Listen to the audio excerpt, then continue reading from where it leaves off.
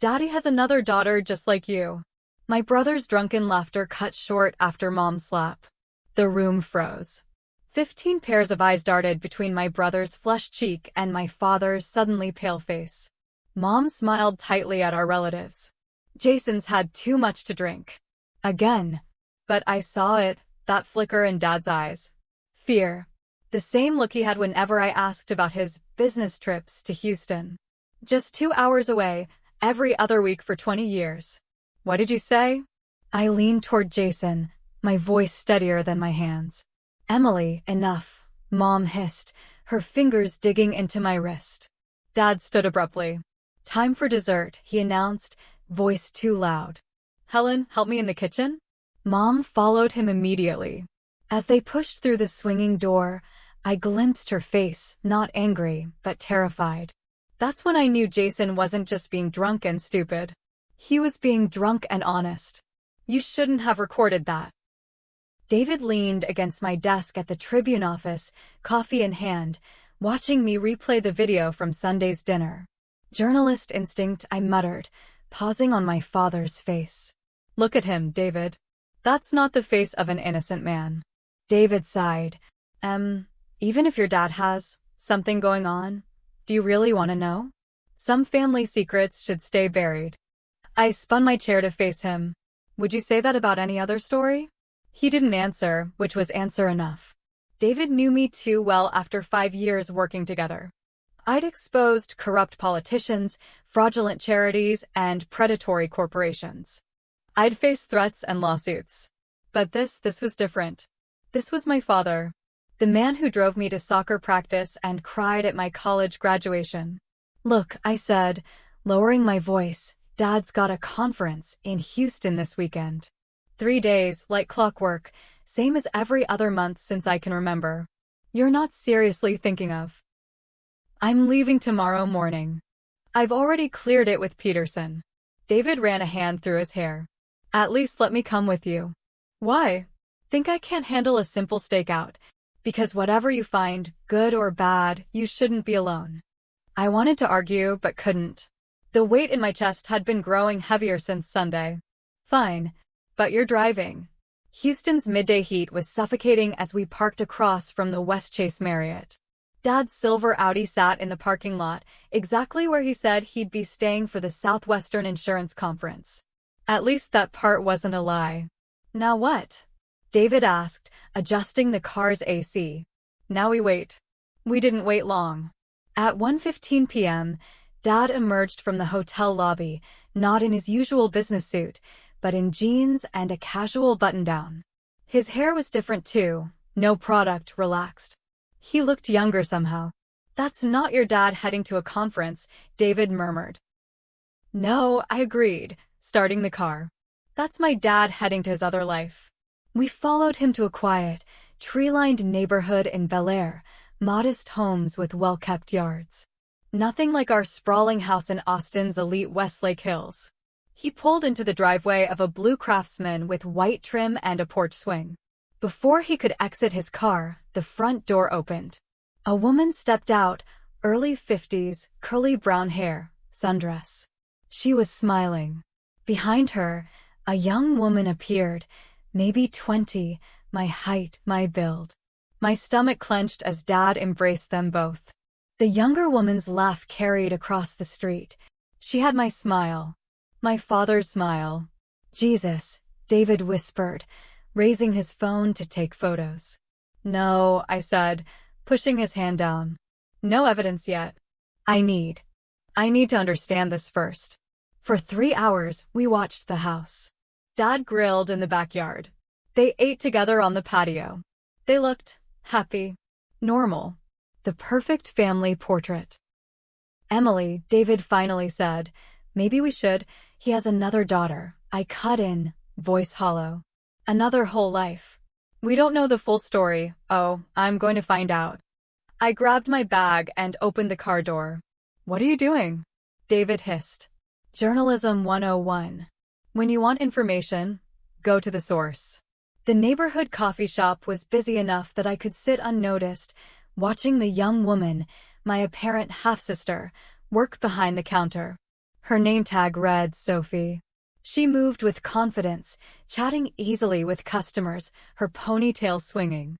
A college textbook lay open near the register. I waited until her break, when she sat alone with her phone and a muffin. My heart hammered as I approached her table. "Excuse me," I said. "Are you Sophie?" She looked up, confusion crossing her face before settling into a polite smile. "Yes, can I help you?" The resemblance was undeniable up close. My eyes, Dad's nose, Mom's cheekbones. "I'm sorry to bother you," I continued, sticking to my hastily constructed cover story. "I'm Emily from the University of Houston Alumni Magazine. We're doing a piece on students working through college. Could I ask you a few questions?" She brightened. "Sure. Though I'm actually at Rice, not UH. "Even better," I said, sliding into the seat across from her. "What's your major?" "Journalism, actually. Minor in political science." My stomach dropped. Just like me. For 20 minutes, I interviewed her. Sophie Winters, 20, junior at Rice.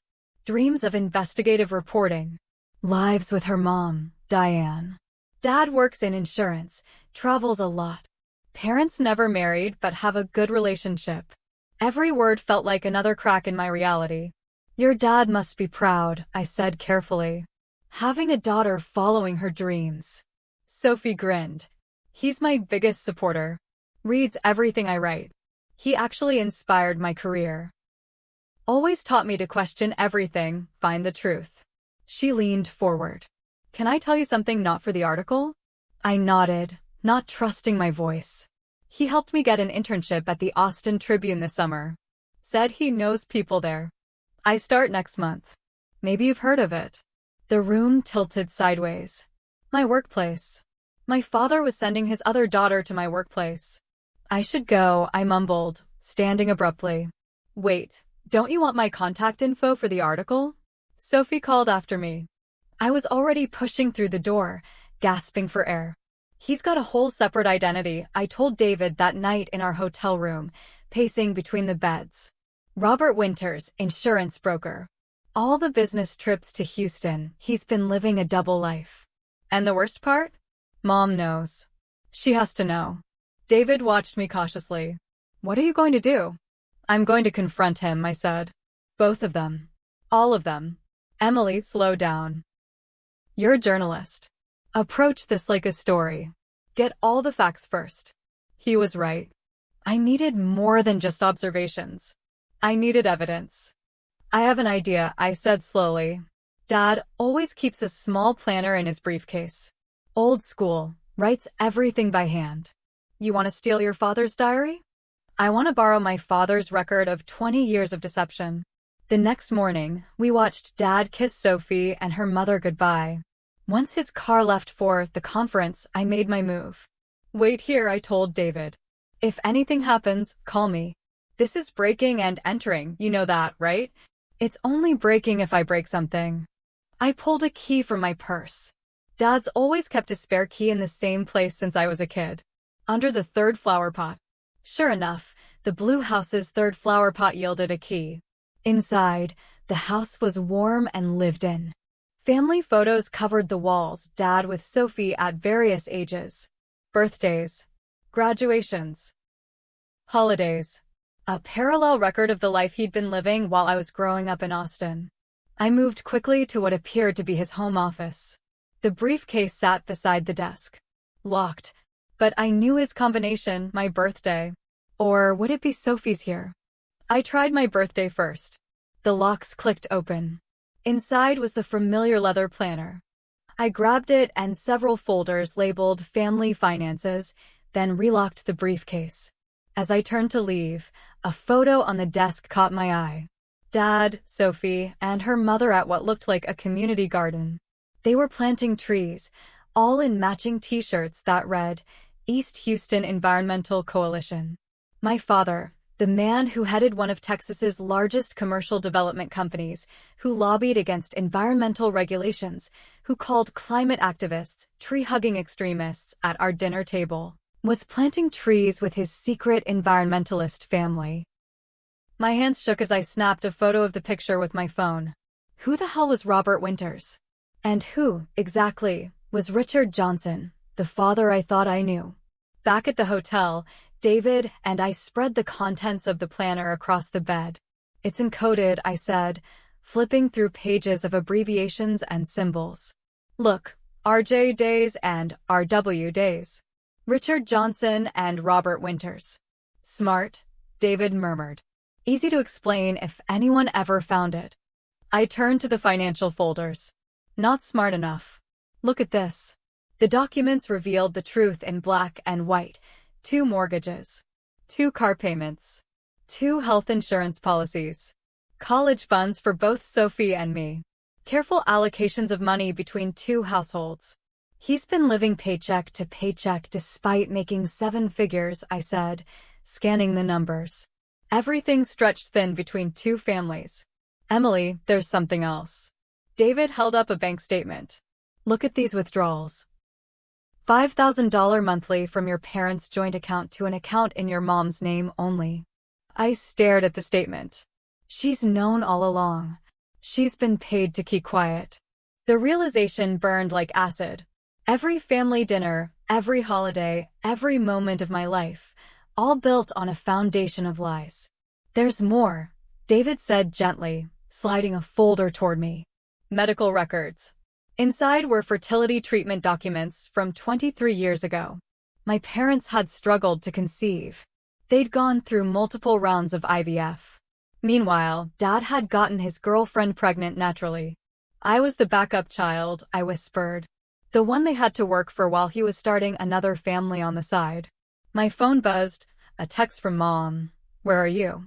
You missed Sunday dinner. I hadn't even realized what day it was. I texted back, working on a story. Big breakthrough. She replied immediately. About what? I stared at the phone, then typed. A man living 2 separate lives. You might know him. 3 dots appeared, disappeared, appeared again. Finally, come home. We need to talk. Mom was waiting alone when I arrived back at my childhood home in Austin. She sat rigid at the kitchen island, an untouched glass of wine before her. Where's Dad? I asked, dropping my bag. At his conference in Houston, she replied mechanically. Then, seeing my expression, but that's not true, is it? You know, I know he has another family. Another daughter. Another life where he's not even the same person. I tossed the planner onto the counter. What I don't know is how you could let this happen. She flinched. You don't understand. I understand perfectly. I saw the payments, Mom. 20 years of hush money. It wasn't like that. She stood, hands trembling. We had an arrangement. An arrangement? Is that what you call this? This lie I've been living? She sank back onto the stool. Your father and I. We were college sweethearts. The perfect couple. When we got married, everyone expected great things from us. His family's connections, my family's money, we were meant to build something important. So when he cheated, you couldn't let that ruin the master plan. He didn't cheat, Emily. Not exactly. She took a deep breath. We'd been trying for a baby for years. Fertility treatments, specialists. Nothing worked. It was destroying us. We decided to separate, not divorce, just take a break. That's when he met Diane. I leaned against the counter, legs suddenly unsteady. So he didn't cheat, he just started another family during a break. He fell in love with her. She got pregnant immediately. Mom's laugh was bitter.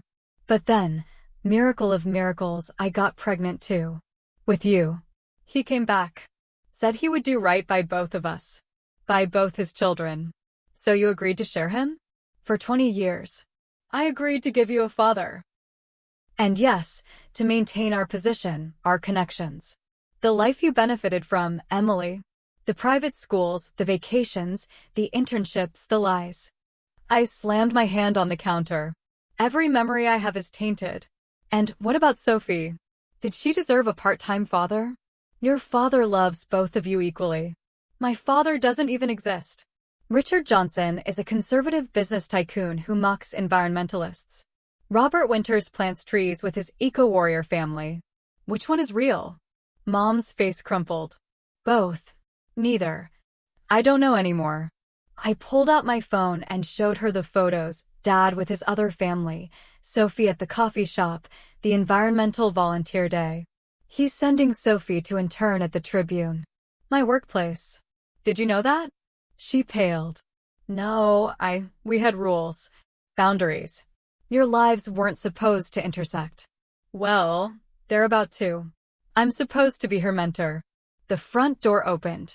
Dad's voice called out, Helen? I'm home early. Mom shot me a panic look.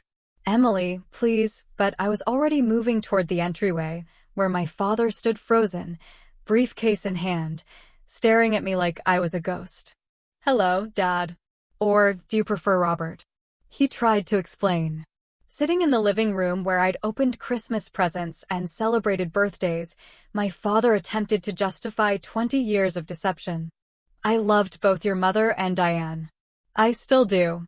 Different ways, different reasons. So you decided to live as two different people instead of choosing? I chose both of you. My daughters. I couldn't abandon either of you. No, you just gave us each half of father instead. Mom sat silently watching us, her mask of perfect composure finally cracked. And what about your values, Dad?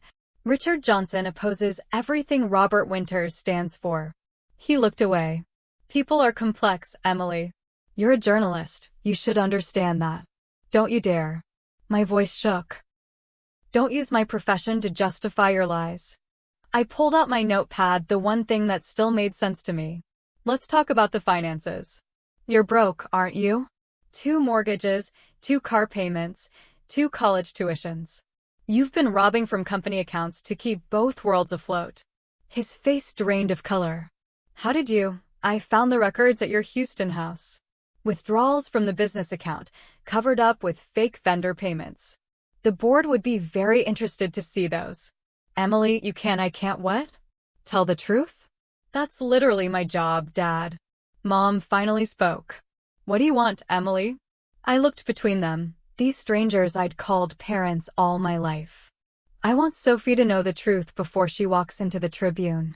I want her to know who she'll really be working with. I stood up. You have until tomorrow.